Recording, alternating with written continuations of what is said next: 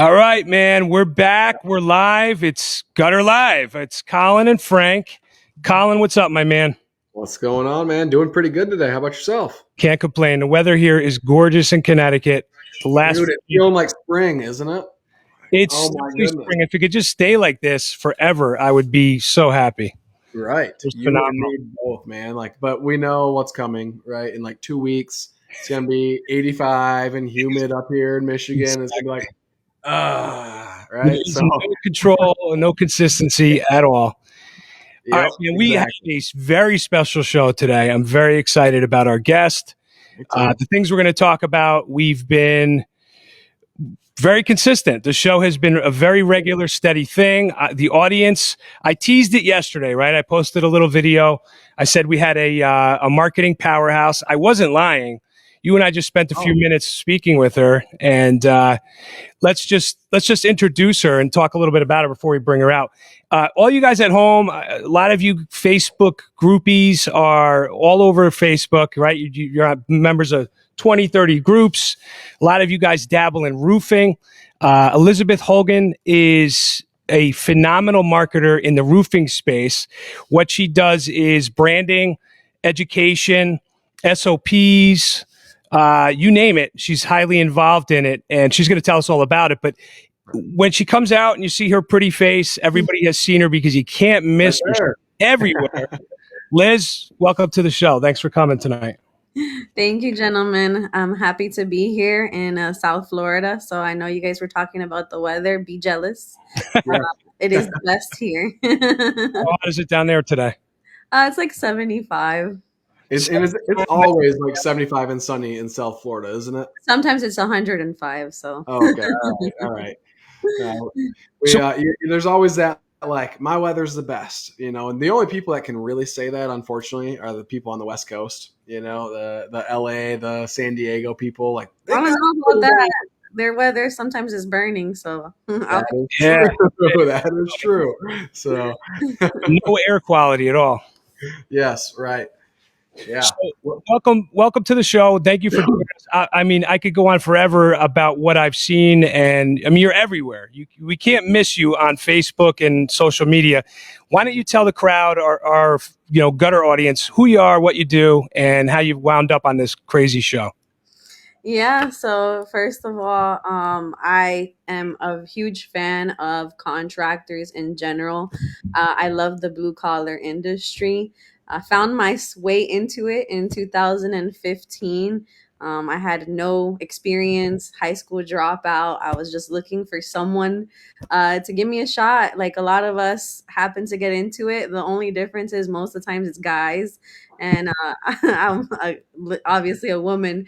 So when I got into the industry, I had the opportunity to learn how to sell and learn roofing. And I really just dove in and went to manufacturer classes, supplier classes, and I wanted to be the best at selling. And that's exactly what I did for 5 years at the tech company I was at. I was always number one in sales. Nice. But it's mainly because of just my need and want to market myself, which I applied to Business 411. And since then, we've been able to grow a business helping other people build their companies.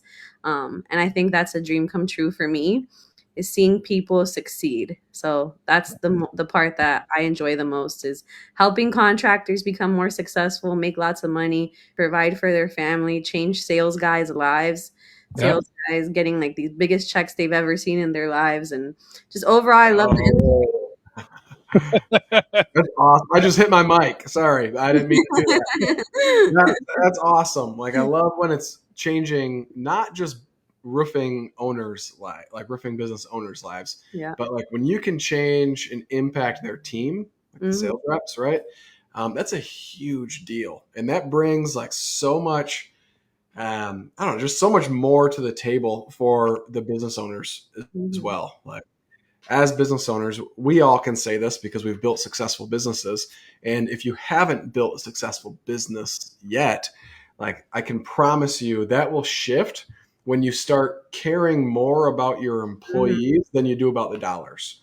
And I think, like, so I just got really excited when you said changing people's lives and getting them big commission checks, because that radically changes not just their lives, but the businesses that they work for, and then the technicians and the subs and everybody else that falls in line because they're kicking butt and taking names. Oh yeah, I've seen a guy, one of my contractors go from just starting out and barely making it himself to writing, $10,000 a week commission checks plus to Oh, a yeah. six-figure commission check on a commercial roof. And so the roofing industry has allowed me to see a lot of money, just completely changing people's lives. I never thought that it was possible till I got into it. So what made you get out of sales? I mean, I'm so glad you started in sales because I feel like we could relate to one another so well. Yeah. But 5 years, that's a great run.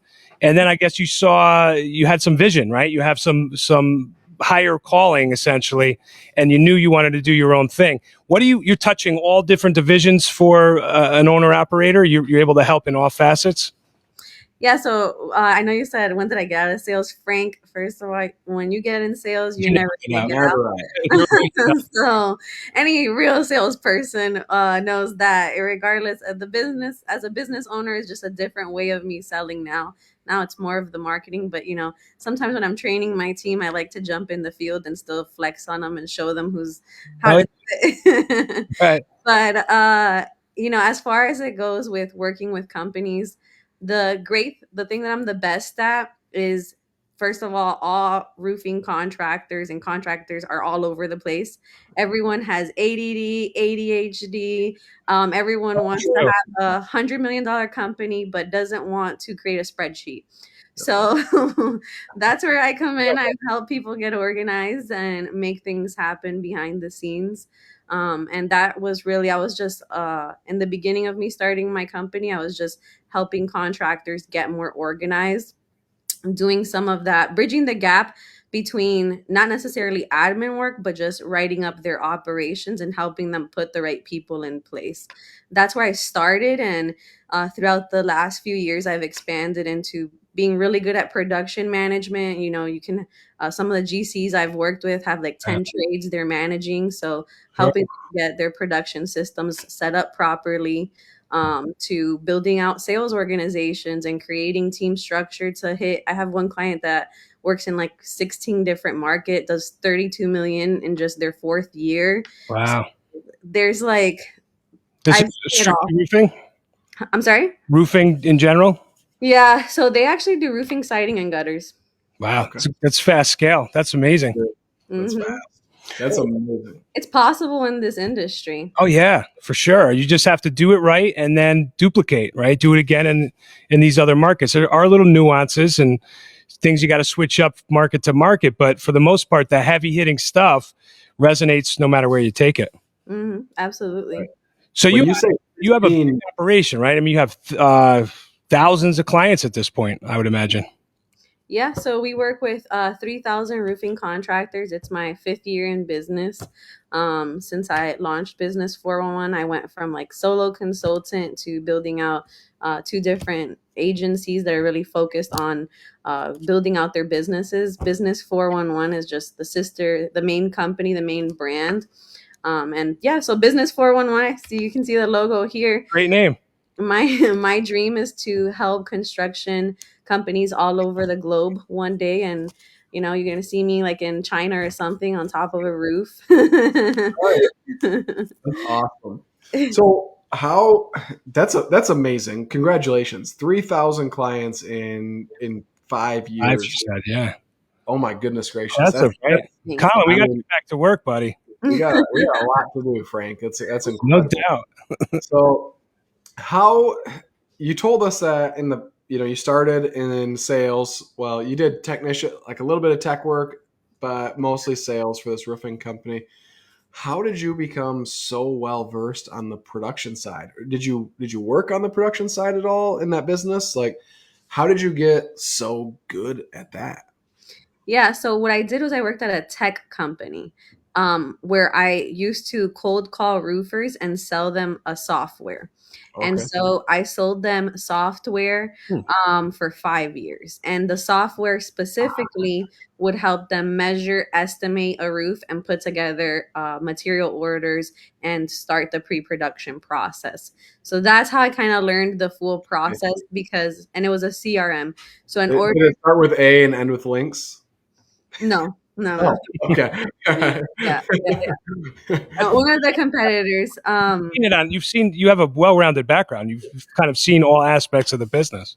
Yeah, so I got to see the back end of all of those companies. Plus, I also got to work at a tech company and see like what a company that's running, how operations are typically done. And then I talked to a roofer who's like, I'm trying to help him set up his iPad. And like he's like, oh, I need help with this and that. And they're like second, third generation. I'm like, and he's like, yeah, we just hit 10 million this year, but I don't have a website. My brand is like messed up. I can't find any leads. Right. Yeah. So I just dealt with that for so long. And every time I would get off of a training of selling them software, the guys would be like, Liz, how about you just quit iRoofing and oh, sorry. That was the name of the company. Like, why don't you just quit and come work for me? I'm sure you got that a lot. Yeah. And that's pretty much how I started Business 411 after like thousands of people. I used to sign up like 30 to 50 new roofers a month at my old job. Wow. Wow, that's Yes. power.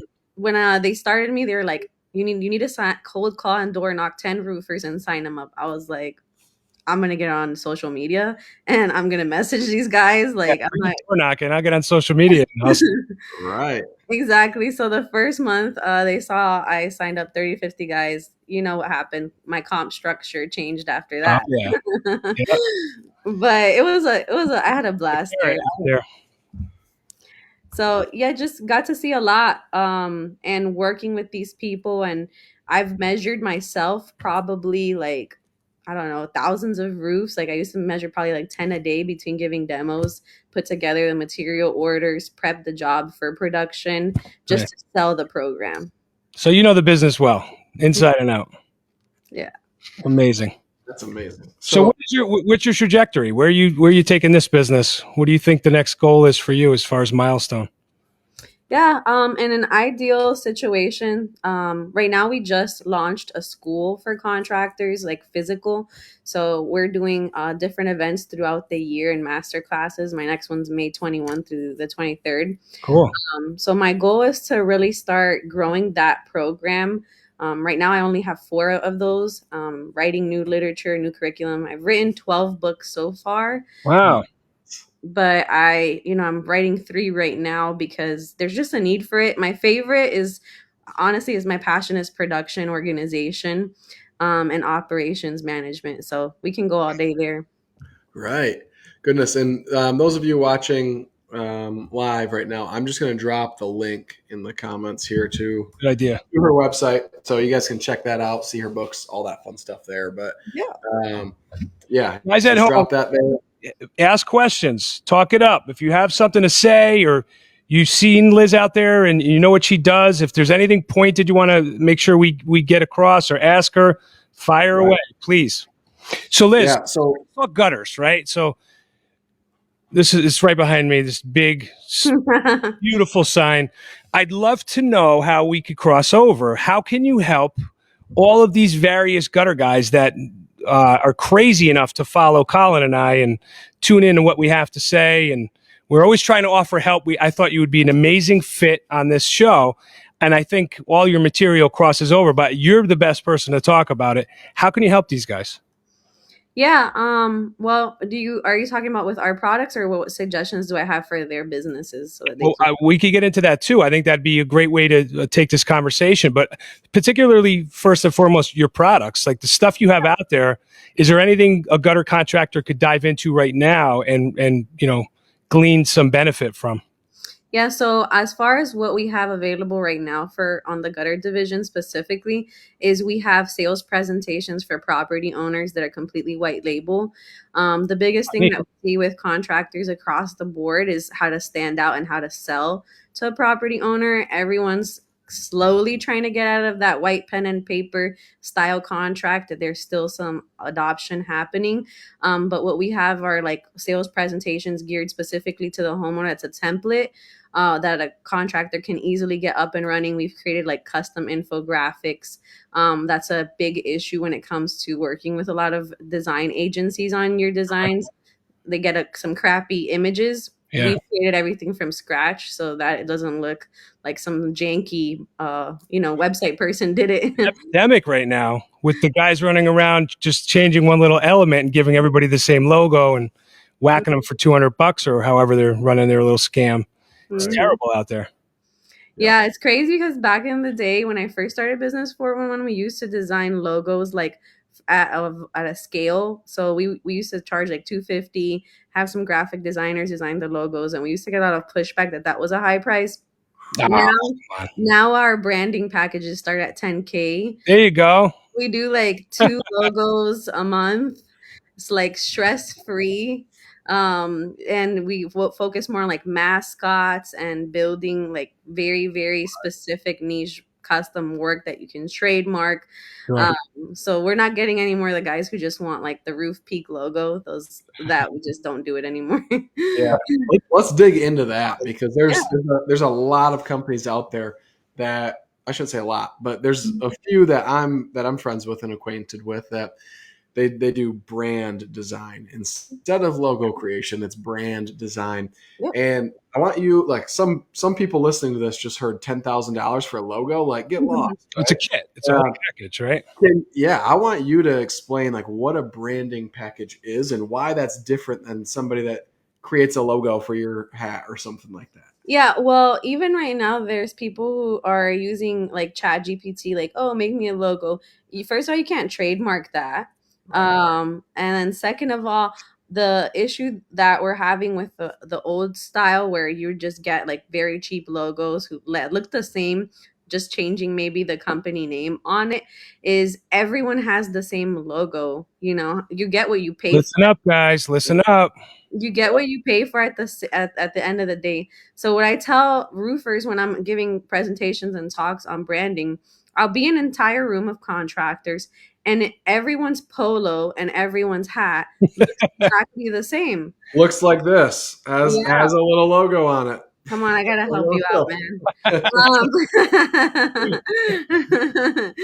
You get the friends and family price. There you go. Discount, a coupon coming your way. But I'm like, if I was a homeowner and you and another guy, both of you are just giving me a good price, both of you, I feel like you have sufficient experience, your brand looks the same. What is a differentiating factor that you could use to gain some kind of advantage? Agreed. How could you become just a little bit more memorable? And sometimes it's something as simple as creating more of a brand. That $10,000 investment might be what takes you from making, $500K a year to $2 million a year. Well said. And so it's, what are you willing to invest in your brand? Even for myself, black and yellow, like we have a yellow wall in our office. We have black and yellow everywhere. The lightning bolt on every ad, like it's very consistent branding for a reason. And if not, I would just maybe have a cheap logo as well. There's a specific reason why I have a brand design. My logo is a simple style logo because what I want is my brand elements to stand out. Right. So that's where branding, you get into a very specific conversation of what is the goal. So what is the goal of your business? If you're selling to homeowners, you're going to have one style of brand. If you're selling to luxury specialty type of, for example, for roofers, if you're selling like luxury specialty roofing, it's a different type of brand. Or if you're working with commercial or multifamily, you need a different brand. So it's figuring out what's the goal, how to make you more memorable, and then getting you ready to close every deal that you walk into, because sometimes you don't need more leads. You just need to improve your sales. That's it. Valuable information. I think, and you said it before, and Colin, I think what's probably the best thing for us to do is sort of give Liz the collective description of your average gutter contractor. Like explain the demographic, explain the situation they may be in, explain how they do or don't really market themselves. Kind of the ideology of the typical gutter contractor, because I want to speak to the masses while we have you on here, Liz. I'd love to hear from you what you think is, some really powerful and first step strategies these guys can take to sort of get themselves out of the pack and stand out and make themselves that purple elephant, so that they can make the phones ring and impress on homeowners and stand out in the crowd. Colin, let's define the audience. I mean, and I do that in a very gentle and how brash do you want to get here? So, well, sometimes no. First, before we do that, I just want to say we just got a comment. Our boy Scott, who was on this a couple weeks ago, he says he's ordering some of your manuals. So Thanks, we are already getting some business. By the way, Scott just launched roofing. Yeah, let's define the average gutter guy. Let's do that. And we call them gutter guys because that's truthfully the average gutter business owner. Frank, you might know the statistics on this, but I think you do with GutterApp. How many people are owner operators, meaning like still installing the thing in the gutter industry? I would say, do you know? You mean percentage-wise of the audience or the count, the head count? Uh-oh, did we lose Frank? No audio? Can you No, hear I can hear him. Yeah, I just lost his audio. Still don't hear me, Colin? Weird. But he said that he was asking percentage as far as the app itself or in general. In general, like what of the total gutter businesses in the country, how many are owner operated? So percentage, I would say at least 70%. I would say the vast majority. So 70% most are owner operators. Got you. All right. I'm sorry, I can't. I'm not here. I'm here. I'm a problem solver. So 70% are owner operated, meaning that they're still on the truck and trying to do all the estimates and do all the back end paperwork, chasing money, you name it, all the stuff that us business owners get the privilege of doing to not work for other people, right? So, and then to mix that up a little bit more is majority of those are doing at least 70% sub work for roofers or kind of contractors. And so they're like, I don't need to market. I'm busy. I'm booked out 6 months because, XYZ roofer had this big hail hit and they got 700 jobs and I got 700 jobs to do. Like, I'm booked. I can't take on any more work. What? Can you hear me? And so that's how they kind of operate, is just this, like, they quit working for somebody else so that they can now basically be working for these other contractors. Yeah, you stop working 8-hour days so you can work 24/7. Right, exactly. So I would say that's the average gutter company owner. There's a lot of us that have like elevated, right? And there's a lot of guys that are like, okay, I'm off the truck now. I've got 2, 3, 4 trucks running, but I'm still doing all the sales. Liz, if you might need to reiterate this to Colin. The majority of them operate while we're fixing this problem. So the have at it. Frank is adding something on now. Yeah, the key element. Frank is what? Frank is talking now. We're just working on it fast and furiously. The key element is if 70% are owner operator and they think they're busy or they're booked out for months at a time, they're not booked out. It's the contractor that's. I don't know. They don't have any of that business. They could lose it tomorrow if the general contractor or the roofer says the relationship's over. That is what they need to get over and overcome with branding and marketing. And there's a big difference between busy and successful, busy and being effective. And really what I always tell owners at the end of the day is you have to ask yourself are you in a position right now that is this why you started? And is this where you want to be at? Yeah. If you continue to be in a position where you're stuck, you're not going to be able to make that true progress that you want. So I'll give you a quick little example of this. Cool. when I started business 411, I started out as owner operator myself, just a different service. That's all that it is. And I lasted 3 months in that role Okay. because I knew that if I was going to stay as wearing all of the hats, I was never going to fulfill my vision on why I started this company.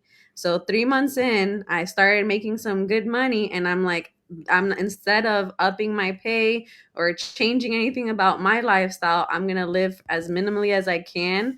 And I was a single mom at the time, so it's not like I had someone that was funding my lifestyle. This was Right. me working hard and trying to grow my life and provide for my child.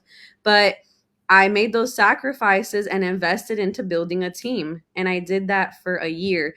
In the first 10 months, my average ticket was 2,500. I already hit my first million. And the thing is the with a similar average ticket, anybody could accomplish that if you're trying to be focused on building your team and building a company, not just on, oh, I made 10 grand this week, I'm good. Right. That's the mindset that keeps people captive to your current So circumstance. there you go, mindset. And I don't want to get philosophical per se, but to me, I always lean to the philosophy of it, and I try to understand before I try to help why guys get stuck in that black hole. Why do they keep falling and tripping into that same pothole? It's got to be psychological. Maybe it's fear of failure to launch, fear of rejection, fear of sticking their neck out. To me, you got to get over that first. Then you could have the most amazing brand ever because you're fearless and you're willing to go after it and build it and hang it all out there. Why do you think guys do get stuck psychologically in, playing small ball? I think it's because if you're comparing yourself to the average, if you're right now in a position where you're making three, four, $5,000 a week profit, and that's going to you, you're like, I'm doing so much better than everyone else. Yeah. It's not until you get exposed to different information and you get around different people, or you hear other success, or just your own drive and motivation, like pushes you to get out of that situation, that you really truly open your mindset to it. And what I see is most of the mindset where it comes from you doing the work out in the field and getting stuck in that owner operator, is because you're making a good money. It's not like you're broke for the most part. You're Right. comfortable, your bills are paid, you are still wearing a lot of hats, but at the end of the day, you're making money. So a lot of men get stuck there, and just people in general, business owners. The next phase of that is it takes a different level of thinking. It's, how can I build something for the future? How can I create a structure? How can I create something that I'm not just going to make 3 to 5 grand a week? I'm going to make 3 to 5 grand an hour. And Right. trying to change your mindset to that forces you to evolve who you are, how you think, your habits, like everything. You have to move and operate like a guy that makes that kind of money, right? You have Good. to change your whole dynamic. Yeah, it's a different person. The person who's making 3 to 5 grand a week, and the person who's making 3 to 5 grand in a minute. I work with some guys who are making 100 million a year, 50 million a year, 25 million a year in the same business, that I have Right. someone else telling me, hey Liz, I'm stuck at 500K, I can't get past it. Bananas, right? And so It's their own 3-foot world. They Yeah. see, like, I'm better than I was when I yeah, was working for this other person. I'm better than my dad. I'm better, like, correct. financially, right? Yeah. I'm making more money than anybody in my family's ever made, and they think that they are doing really, really well, and that they are. Like, Yeah. let's be clear. If you're making 3 or 5 grand a day, like, you're top 1% in the country. All right, Yeah. like, Yeah. Even 3 to 5 grand, you're doing pretty well. If you're making you're 5 grand a 1%. week, you're still doing pretty darn well, Yeah. right? There are people that make 5 grand in a month, so you're still doing well. But don't show up to GutterCon or any of these other conventions and be like, "Look, I got my crap together. I'm a man," right? Well, that's the wrong way to walk into something like that anyway. You Right. show up like ready to learn. Like, oh, tell me what I don't know. Help me out. Get me to the next level. Yep. Right. I would say that the Dang next it! Now shift. I lost Liz. I'm You gonna serious? back up. I'm going to back out and come back in. I don't know what is Colin out of going the on. party. All right, I'll Colin, be you're back. out. Better call your internet provider, brother. Yeah, apparently. So I would say that when any contractor, anyone out there that's listening to this right now, it's not to say that where you're at right now isn't success. I just want you to understand that there's more. And I have a belief that if for any reason you're exposed to this kind of information, it means that there's a purpose behind it for you to accomplish whatever your next level is. That's a nice way to look at it. And so you have a duty and you have an obligation to, you owe it to yourself before anyone else to figure out what it looks like for you to get to your ultimate version and for you to accomplish your own professional and financial goals, and figure out who's that person. Because the person that you are today, there is so much growth that you're capable of, that unless you put yourself into the room to get into access to this kind of information, you're just not going to know. So it's not your fault if you didn't know before. That is your fault. It's your fault. But now, once you get exposed to the information, it's your fault if you stay there. Ah, there we go. Right there, you go. So what makes people stay there in your experience? You're serving over 3,000 people now. I have to imagine you've served 3,500, 4,000 people, right? That have come and gone or whatever. Probably more than that. What in your experience have you seen is like creates that failure to launch? Like Frank said, like why do people, nah, I'm just okay staying here. I have my opinions. Liz, what do you think? Man, so you guys, I'm a softie at the end of the day. I have a very, like, my heart, it goes out to people when they're in a situation. So I'm not as harsh as I should be on the subject. I come from a place of empathy, and I just am like, as I came from a very small town, I come from Zebulon, North Carolina. I was raised in the middle of nowhere. Like whenever I think about what I didn't know and how I've had to push myself to be in different rooms, and sometimes just got lucky with meeting the right people who helped me grow, I kind of just have more empathy to the people who just haven't had that life experience, just because of the way I grew up. I know you guys are guys, and guys I don't. We definitely don't want to go in on it, but see, I'm going to tell you, I'm going to disagree with you in the sense that you did the hard work. All right, you met this or met this guy or that girl, but then you made a choice, and the choice was, I'm going to do the hard damn work. Yeah. You did it. And I think, to me, Ronnie Coleman, who's, he's getting up there in age now, so I'm aging myself in saying this. He was Mr. Olympian like 6-7 times, and he's hilarious.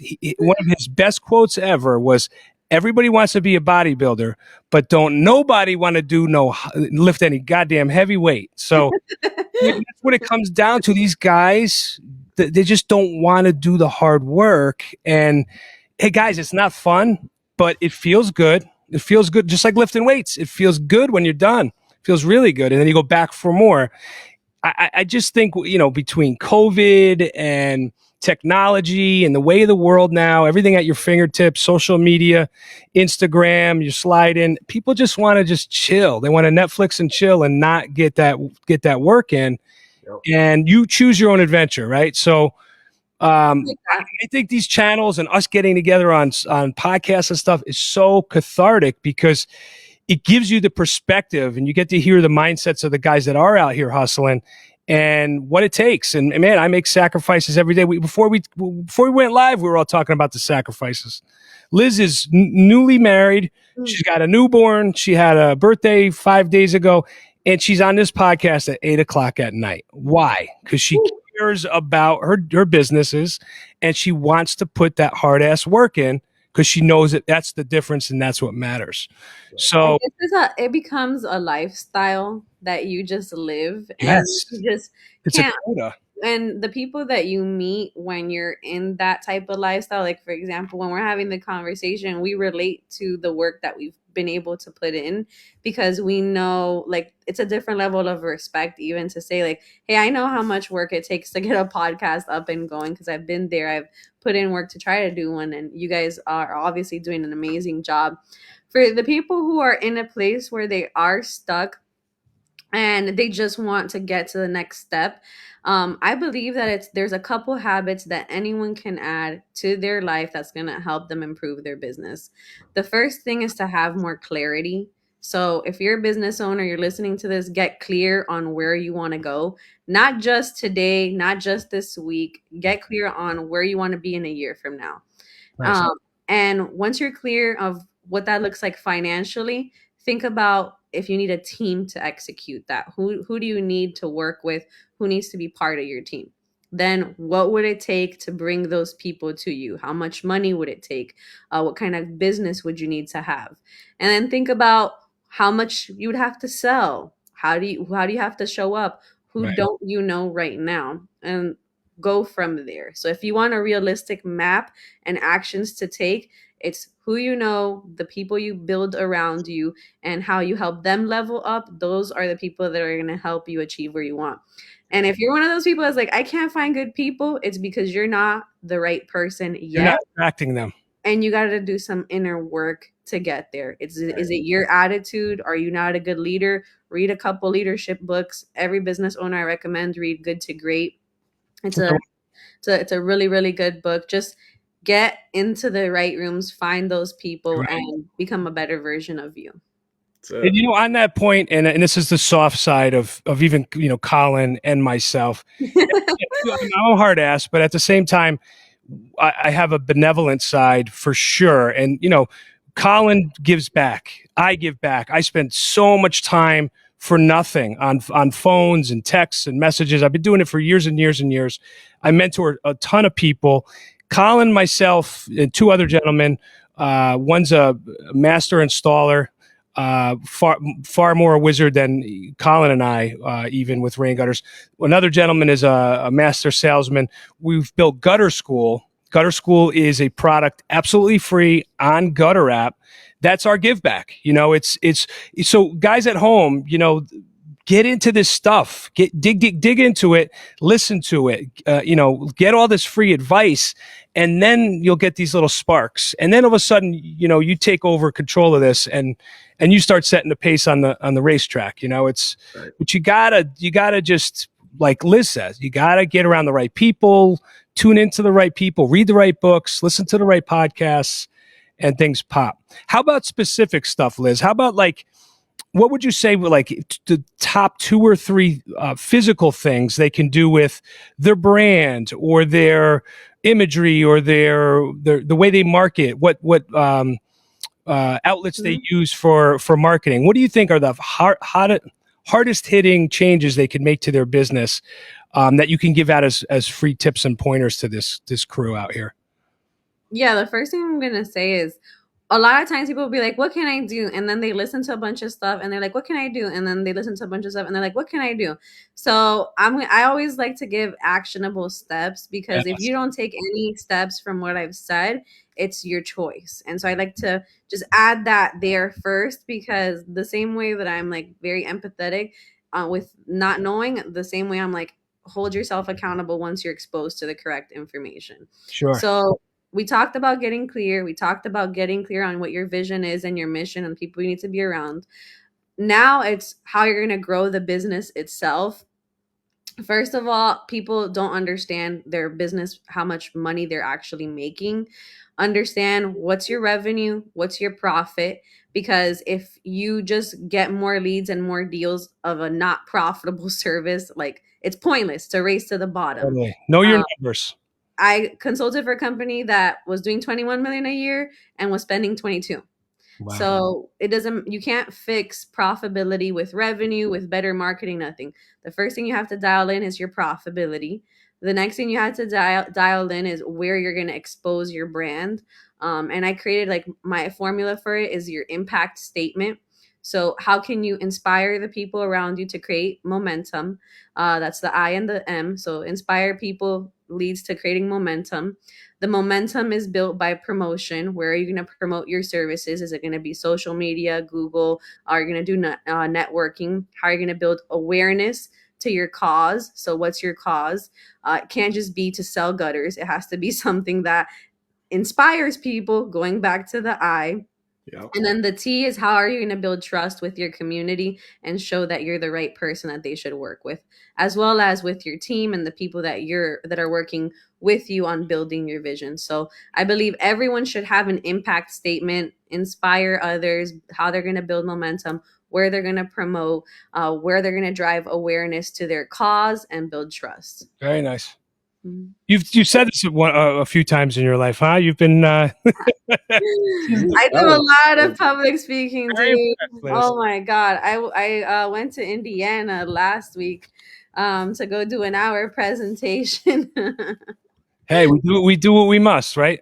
Yeah, Oh, you yeah, have to. shooting all Wait, over. last week, didn't you just have a baby last week? I, That was a few weeks ago. basically, Keep up. sorry, sir. Some of us have goals. Yeah, Hey, that's yeah. amazing.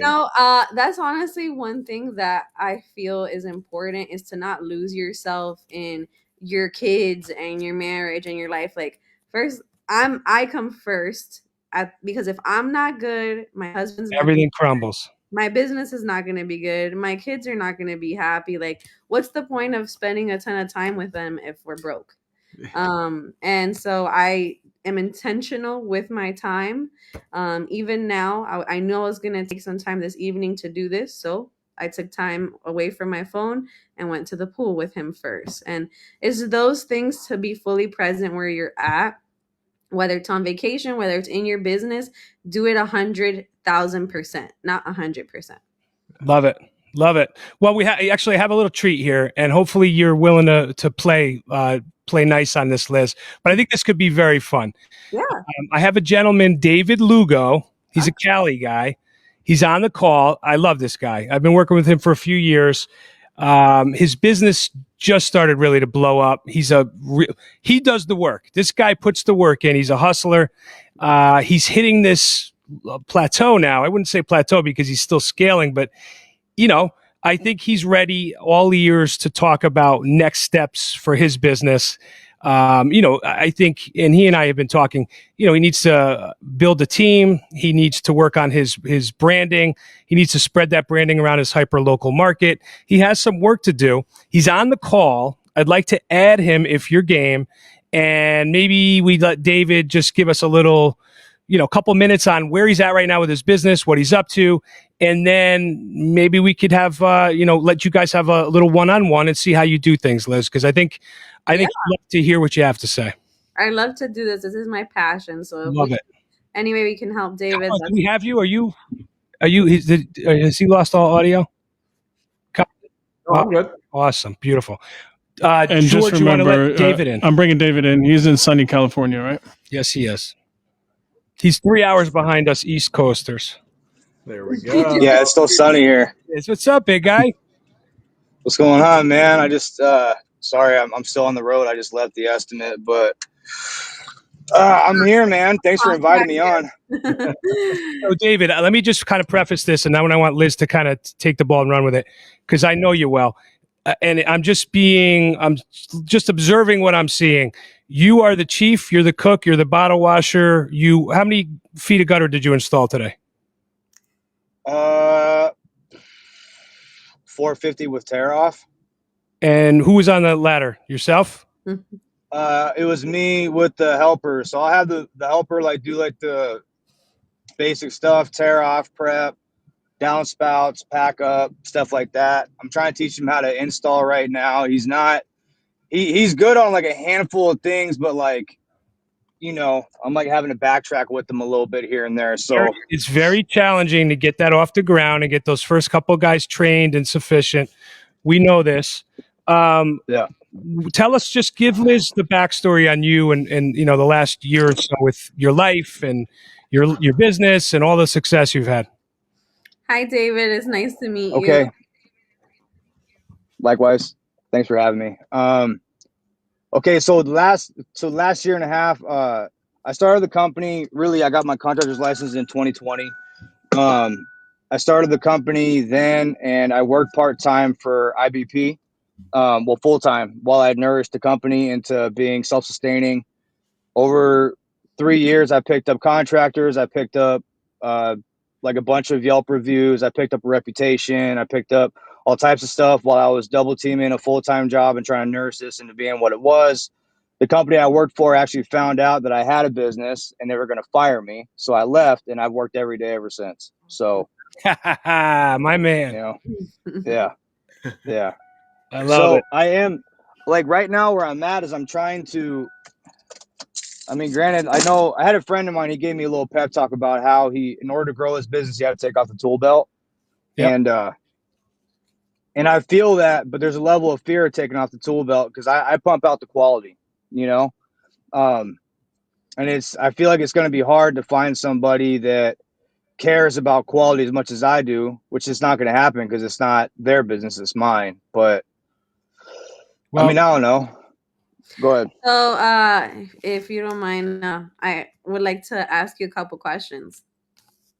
Okay. All So, here. why do you think that no one else is gonna care about your business the way, like, to a sufficient amount where you'd be able to still maintain the same quality? I guess just based off of my experience with, I've tried to train a lot of guys, right? Not just like for the company, for my company, but for the old company I used to work for. It just seems like quality workers are kind of hard to come by, you know? Mhm. But I don't know. Maybe it's just me making assumptions, you know? Yeah, so the reason why that thought process right there is a bottleneck just for you to start taking that first step forward is because you're creating that reality in itself just based off the experience you had in the past. The reason those installers and those guys didn't care is because they were probably working for someone who didn't give a crap about them. But you're someone different. You're David. You care about the people that are a part of your team, and whoever you train to build your vision is not going to be the same type of style as the person you were training to just install gutters in the past.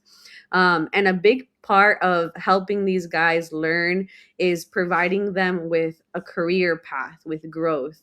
And now that you're a business owner, you're able to do that. I'm sure if you invest your time into teaching someone how to do a good job, install gutters properly, and you present them with a vision on where they could be next if they grow with you and maintain that quality, they're going to Mhm. be much, much more effective at their job than if we just say, hey, look, this is how you install this job. And like, that's pretty much it. Here's your check for the day. Let's go.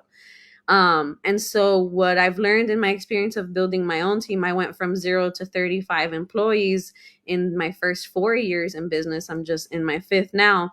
That first year, the first 10 people who I hired, they built the business like it was theirs. And it was just because of that specific mindset shift where I said, it's not just, they're not just working for anybody, they're working with me.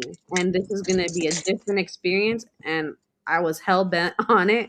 Granted, I hired and fired a lot of people still, but it increased my odds of having better people, retaining them longer, and just doing a better job in general. Okay. Yeah. it's not Okay. easy, David. It's work for sure, but it's you building you essentially. Is that how you look at it, Liz?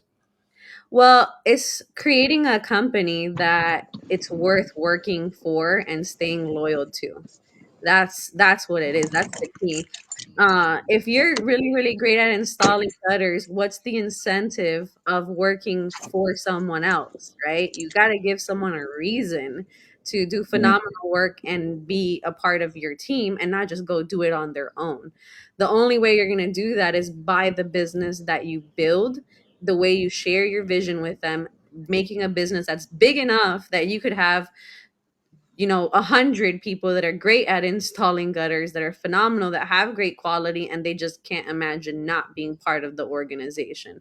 And then the same thing on the sales guys. You have to have you can have amazing sales guys that don't just want to go start their own thing. They have to have a reason to want to work for you, and that applies to every position within your business. Okay. But in order So to start there, I would say, what do you see happening for your business? Like, where would you want to be, let's say, 2 years from now? 2 years from now, I would like to be running probably three crews, two. I'd like to be out of the van. I would like to be maybe just handling sales, paperwork, things of that. Not really like doing anything on regards to job sites other than just quality checks. That's where I would like to be. So, Just to some background on me. This is what I do for a living. I've built contractors' businesses. I've helped build over 3,000 roofing companies. I work with companies all the way from startup to doing 20, 50 million a year. I have some clients who are running 16 locations to some guys who are just starting out. And so I've been doing this for 10 years in the industry so far. But just to give you some context, to go from being an installer and just starting the company to get to 3 years, having three crews, and you're out of the field, it's going to take you having trust in your labor force. And the only way you can trust your labor force is by having accountability systems, having quality assurance, quality controls, making sure those punch lists have photos attached to it. So it's just how well you systematize your business. You personally, I can tell how passionate you are about the quality. The only way you're going to get out of the field is if you systematize your production. So what does that look like? Your pre-build job setup, having some really great checklist for that, making sure, are you using any like photo documentation right now out in the field? for the work, Like that. yeah. What are you using? I mean, just my phone, just taking pictures of jobs after I finish. Cool. So there's a program called Company Cam. So this is going to help you as you grow your team. Even this one guy, when you finally think he's doing good enough to leave him on the job site alone. Company Cam creates a link for every job that you complete, and you can attach photos of the entire job in progress. One of the Okay. things that I did for our production checklist is I have specific photos that need to be documented before the job is completed to cover your ass. So take photos of all the nice exteriors so you don't get blamed about anything getting messed up. And then right during the jobs in progress, making sure like if there's any specific codes, building codes in your area for gutter installation, you have those photos being documented, or manufacturer specifications. So if any photos of code compliance or manufacturer specifications on the install and then job completion. And that's going to give you peace of mind for how the jobs are being installed in that progress. Plus, you'll also be able to put that into your marketing later on. You'll have better before and after photos because it has a specific area where you can take before and after photos. It'll put like your logo on it with like a nice little template. So it's a pretty cheap tool. Company Cam, anyone on here, I highly recommend it. It's designed specifically for contractors by contractors. But that's like the first step, is getting that guy to understand the vision and the mission of where you want to be. Does he have the opportunity to be a leader within the organization one day? Is that something that he aligns with? What are your core values? How can you invest into him outside of just hand holding him and babysitting him as you're training him? So it's creating a true impact in the people that are part of your team, so that they do treat your business like it's theirs. It's possible to get that out of your employees if you're putting it into them. You mind if I Okay. add one thing from a Of course. psychology perspective? And David, we might have talked about this even a couple years ago. And this is really you and in the mirror, what I'm about to say. This is not something you would share with an employee. This is something that us as business owners, we could talk about, but you don't talk about it with employees. This is something it's a pill you have to swallow. And I was just like you. All right. I was a perfectionist when I was on the ladder. I was on the ladder for years, 3 years, and then it was scale time. And what did I do in those 3 years? I mastered the art of installation. I trained myself how to solder copper. I was doing, by the third year, I was putting copper on universities and hospitals. And, I was doing big, high level work. When you start touching stuff and doing amazing work, you get it in your head that you're the only one that could do it. And there is this, let's agree, like, yes, maybe as the owner, you're going to give 100%. There's this in order to scale and grow, you have to get to a point in your own head where you could accept like 80%. You could accept 85% because it's not going to be 100% when it's not you. It's just the raw math and the facts of it. But at 85%, the work is pretty darn good and you can grow with that. If you could accept a B or B plus rating on the quality of the work, again, you talking to yourself about that quality, that was one of the hardest things for me. I still do it today. If I'm on a job site and I see something, I'm like, I wouldn't have done it like that, or but it's a nuance, and the homeowner doesn't know, and it's not bad. It's not going to fail. It's just not your way. You gotta have to like swallow that and just take it because it's a sacrifice needed in order to be able to have a big team. So that is one of the bigger pills to swallow in the beginning. Once you accept it and you're like, okay, I could deal with it, and then follow Liz's ideas with quality control, documentation, company cam, sending links to the accountability by sending a link to the homeowner is unbelievable because now you're fully exposed. They have all the photos there. They could slide through them.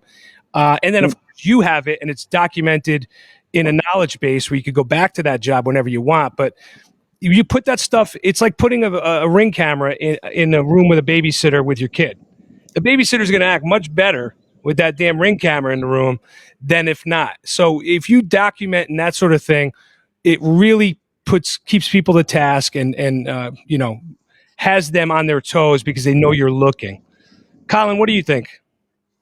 100%. And you couple that, I use company cam as well, Okay. or gutters, roofing, for literally everything. Like my own house has a company cam for the construction I'm doing here. So, but you couple that with production-based pay, and holy smokes, like they don't get paid on that job if they don't complete the checklist. Like, get your butt back there and do the checklist. Like, I'm not going to pay you. I can't see that this work is done.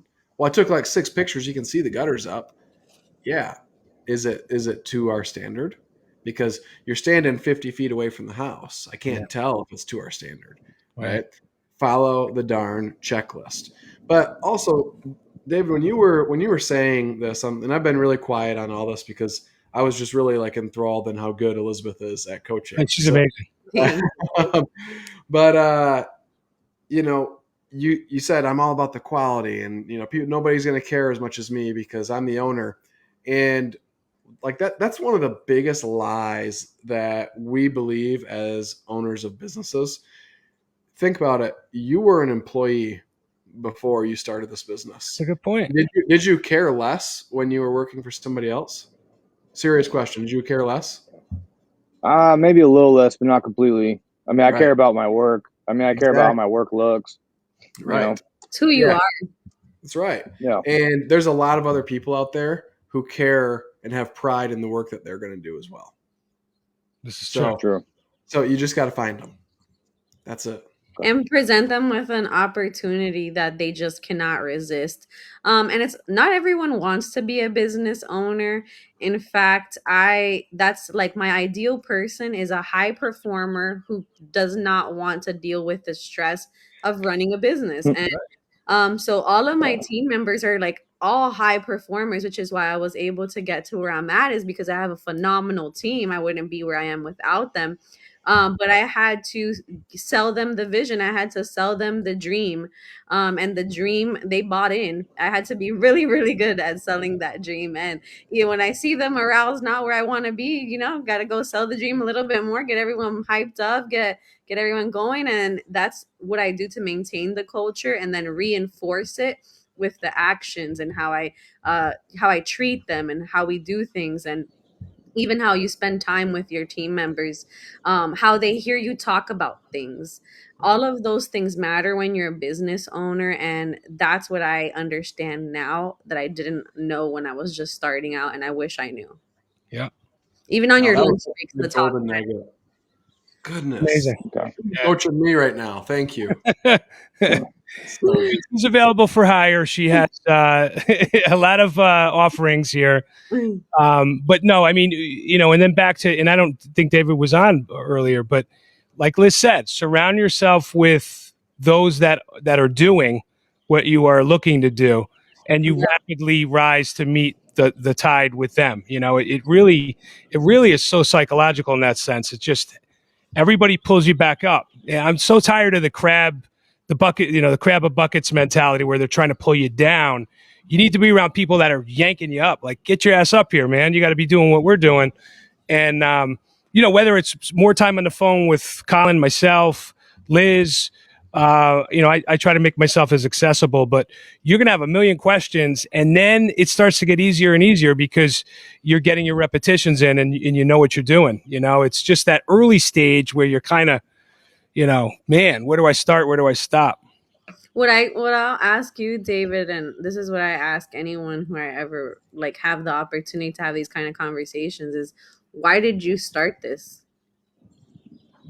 I mean, it was really a god shot. I had a friend of mine who was a painter, and he started asking me for gutter work, and I threw my name in the hat at a local supply house, and I was like, hey, put me on the list for a machine, and they called me on my 30th birthday, and I was like, all right, Oh, cool. whatever. Start wrapping everything up. I started pulling loans out of my ass, and I was like, all right, let's get this whole thing rolling, and that was it.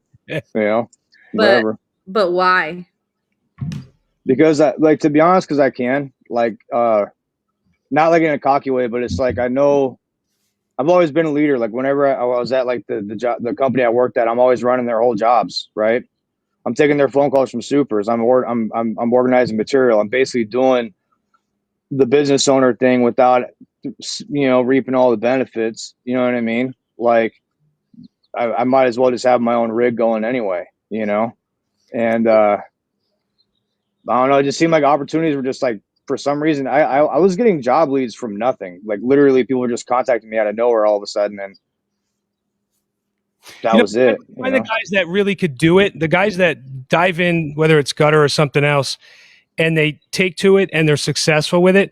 There's like this personality type that kind of you could see it through everybody that excels, and then the guys that kind of stumble and fall. That's a different personality type. I don't think there's any cockiness in saying because I can. I think it's beautiful. So what he's giving me right now, and this is where we find the purpose in the business, and this is what you build your structure on, is this conversation we're having right now. So far you're telling me you have the talent, you have the leadership qualities, but why would you want to build a business? I mean, because I want more.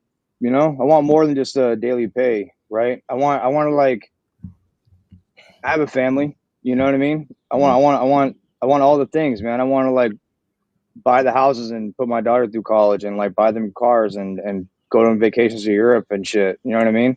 Because I want that. You know what I mean? Because I want Did you have that growing up?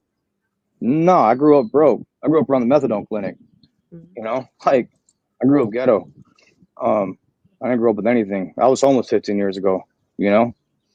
I mean, my whole backstory is kind of wild. You know what I mean? But like I changed up my act, and I came at life different, and good things happened, and I met good people, and I had good guys like they were following behind me that like are good friends of mine that are contractors telling me that I should do that kind of thing, and I did, and I don't know. And like the thing is too, is as I became a business owner, I'm discovering new things about myself and what I am capable of, and that like I can be not just like an installer, but an actual professional and like an entrepreneur, and like somehow I have the gift of gab to sell gutters and like do things like that. Like I'm developing as not just like an installer, but as a person and as a professional. It's been like a real journey.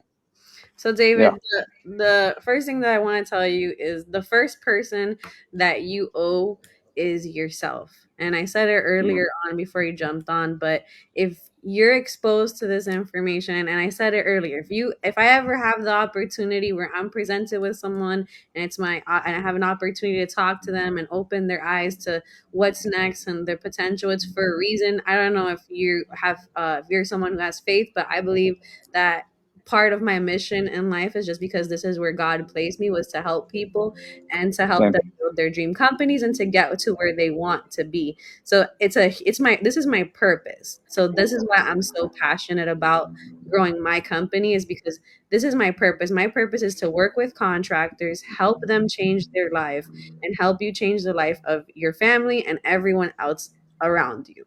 And the way you're going to do that is by diving into your purpose. You are already on track and changing your own life. The guy that's working with you now, he deserves to have the opportunity for you to build out your mission and your dreams, because what you're trying to build is going to create the opportunity not just for you to own multiple homes, not just for you to take your daughter and your family wherever you want to go and travel the world. It's going to create the opportunity for other people to do that. But if you don't scale up that vision and you're still working in the business for even the next 5 years, you're not going to get that full experience. You might get to somewhat accomplish some of those dreams that you have, but you won't fully get to be that David that you were meant to be. The reason you have all those skills, the reason why you're the person you are today. If you don't fully say, I'm going to do this as a business owner and get off of this freaking like ladder and be doing these installs, I have to get to my next level. So everything you want, your dream company is on the other side of you being busy. You being busy doing the work, you being busy answering phones, running around. If you get intentional and you stop being busy, that's where everything you want is just on the other side of that. So I'm really appreciative of you sharing your story with me, and I don't take it lightly. Like I said, this is my passion and what I love to do. Yeah, no, for sure. Thank you. So when Frank kind of put me out there saying I'm at a plateau, I kind of am, right? Like I did over 500,000 last year. I'm on track to probably do quite a bit better this year, but not a lot. But like, it's one of those things where like, I'm already like, I've definitely lost probably over 100 grand this year just by inability to meet demand, right? People will be like, oh, I'd love to hire you. When are you available? And I'm like, and I'm booked out 7 weeks. And they're like, oh, and then I don't hear from them again. And it's just one of those things where it's like, because I am a faith-based person, right? And like, I believe it's God indicating that like, you are not meeting the demand that I'm giving you, right? Mhm. You must expand. And like, to be honest, I lack faith in certain areas where like, I'm like, well, how do I expand? And I know what expanding means. I need to hire more guys, step back a little bit, and like train more, right? Like that's what's really there. But like there's the fear involved of like my business is based off of its good name, right? Like I have a very good name in my community. And but I mean you're right? Like the thing is that what I need to be is the kind of employer that people want to work for, right? I need to provide opportunity to grow. I need to do things because like the employer I worked for before, they provided me like very limited opportunity, right? Like it was like, you know, you'll never get into an office. You'll never make more than this much. You know what I mean? There will never be much for you, right? It was very limited. And like, I know that if I want to have employees that want to work for me, I got to give them a reason to want to work for me and give me their best, you know? Yeah, there's a really powerful book that I read many years ago that a mentor of mine wrote, and this guy's a big time contractor nationally. His name is Larry Janeski. The name of the book is called The Highest Calling, and the book will make you laugh. The book will make you cry. I'll have to check it out. The one thing, and it's on, you know, you can get it on Audible. The one thing it will do is make you jump out of your goddamn seat and run out the door and get your ass to work. It's so powerful. And really what it is about a contractor working 70 hours a week, just barely getting by, so frustrated and angry and upset, and not really understanding why do I work so hard and yet I never change anything. Nothing ever good happens to me. I never can, you know, achieve and grow. And he has this like almost Jiminy Cricket character, this older gentleman that comes to him in his dreams and tells him the next steps in the business. And basically, to summarize it, I mean, go read the book, The Highest Calling. But to summarize it, you have to learn how to do good things for others and then it happens for you, essentially. And it's exactly what Liz is saying. It's learning how, and it sounds so vague because you're like, okay, but what are the next steps? But it really is building a business that others want to be a part of because there is a higher vision. They believe in the higher vision. They believe you're the guy that's going to lead the charge and drive the bus on that higher vision. And they have the utmost faith that they're going to get to the destination, to that bus stop, because you're the driver. That's really what you need to create is, it's like Field of Dreams. If you build it, they will come. You have to have this undeniable, amazing rocket ship that you're just loading people on. And it's not smoke and mirrors. It's real because you are going to do it. And you just have a way to convey that to them that they're like, get out of the way, man. I want the next seat on that rocket ship. Read the books. I mean, honestly, I think for me, whether it's an Audible, an audio book, or pulp, which I have a hard time finding the time to physically hold a book and read it anymore. Maybe it's my grandpa eyes, but if you can find time to do that, the spoken word is one thing, or watching podcasts, but to read something, it stimulates a sixth sense that you have. And man, that's one way to motivate yourself and really get some mental clarity. And I'll challenge you on that as well. The reading is amazing. Sometimes it's time for you to write. Sometimes it's time for you to write down your map. Like, where are you going? And it's crazy because when I started my business, I wrote out what I wanted, like 10 pages.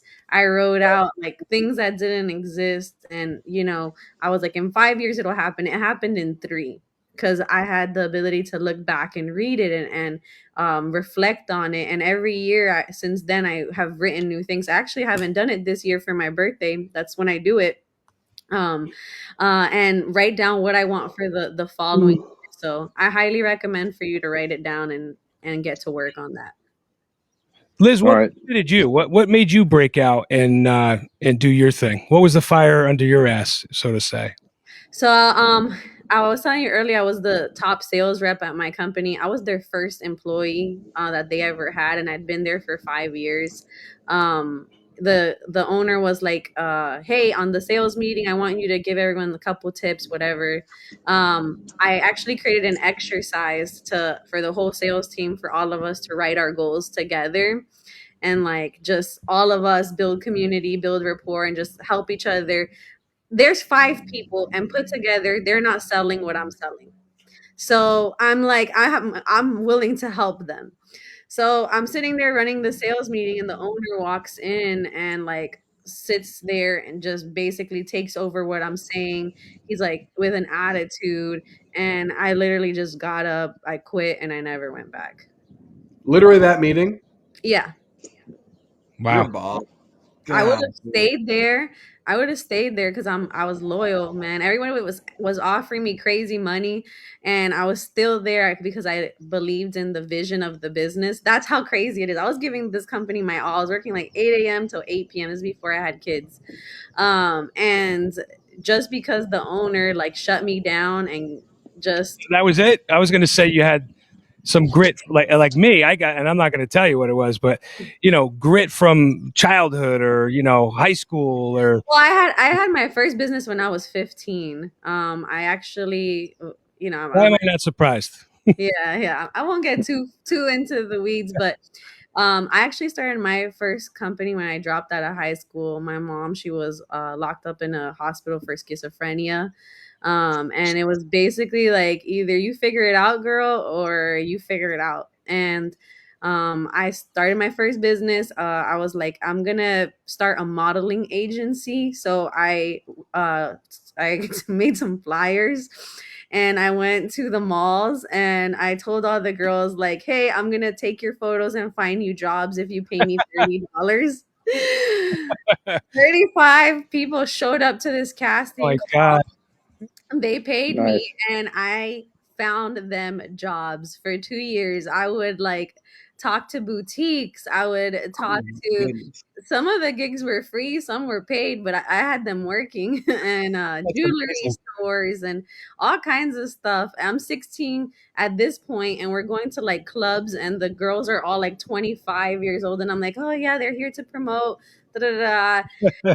Did that for literally till I moved to Miami when I turned 18. But I've always had some kind of business. The only reason I was happy where I was at was because I felt like I was serving.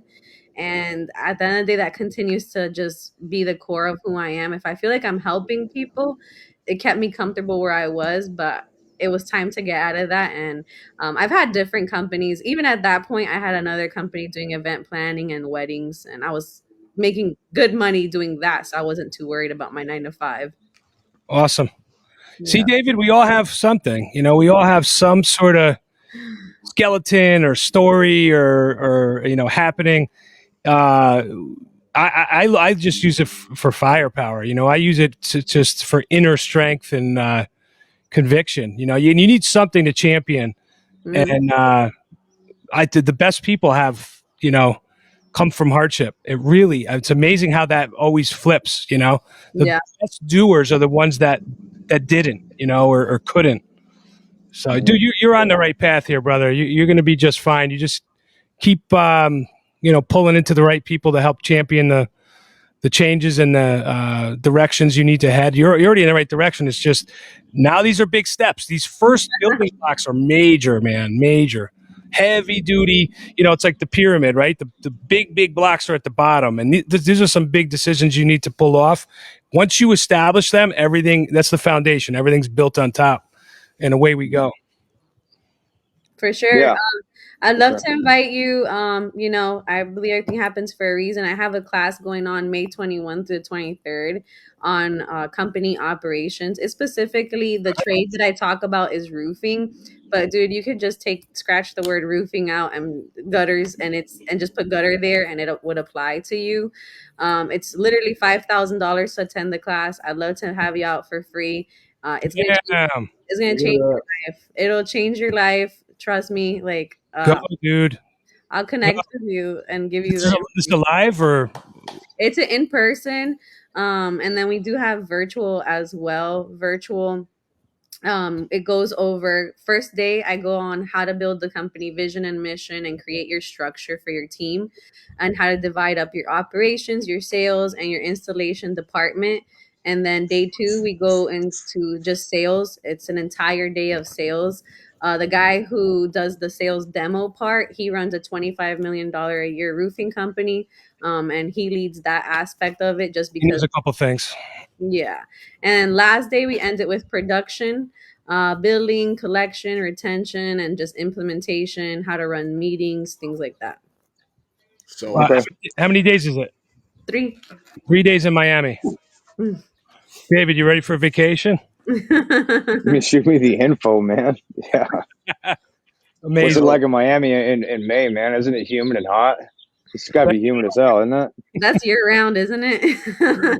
Yikes. Little change of scenery. That's amazing, Liz. Thank you very much for being so generous. Of course. thank you. That's awesome. Any opportunity. All right. David, we're going to let you go, brother. Okay. I'll buzz you tomorrow. Bye, David. All right, man. Be Thanks, well, guys. David. joining us. You. That's amazing, Liz. That's you have a bleeding heart. Yep. You know what it is I really appreciate you guys giving me the opportunity to even like help him out in any way, shape, or form. And to anyone else who's been listening, I think it's bigger than us. So it doesn't matter how successful we become or how big our business is. We have to keep that heart of service to our community and to our team. That's a big part of business 411 is the internal culture. The same way I'm like that with my clients, you have to be like that with your people too. I agree. That's right. Yeah. That's All right. right. Well, I mean, what next? What's the next big move for you, Liz? Other than the $5,000 a seat class in a couple. So I do that one all the time. That's why I stopped doing one-on-ones. I used to do one-on-ones, and I was like, I would make it's part of that shift, right, from owner operator. I used to think it was a lot of money to make 15 grand consulting for 2 days. Right. Now I can make 6 figures in 3 just with a class. So it's all about what you're willing to challenge yourself on and who you're willing to become to get there. But you, like you said, you have to do the hard work. What's next is taking over the world. I'm releasing now 411 contractor systems. So my goal is to make information that's accessible across all industries to just help these guys become more successful in any way, shape, or form, and also have just like some lower ticket, just affordable packages for people that they just need some help to get off the ground. So that's my goal, and I'm gonna work really hard on it. And Just you're going to achieve it. I mean, you it seems like you just smash anything you touch. We're going to talk too, because obviously we're going to talk about GutterApp and see how you can put some products together, some pieces together for our audience. So yeah, we gotta connect, and there's a reason we ended up connecting. I'm really grateful that you guys chose me to come on here today. It's there's a lot of things you could be doing with your time, and I'm appreciative that you guys are dedicated to your dream and your vision of what you guys are building. Takes a lot. Like I said, I started a podcast and I couldn't keep it going. I know the dedication. you know exactly what we're into. Yeah. Thank Keep you. it going. Don't quit. We'll have you back. We'll definitely have you back. I love it. I would love that. Anyway, anything you guys need, now you can just dial the 411. You got me now. Nice. Love it. Well, any last words from you, brother?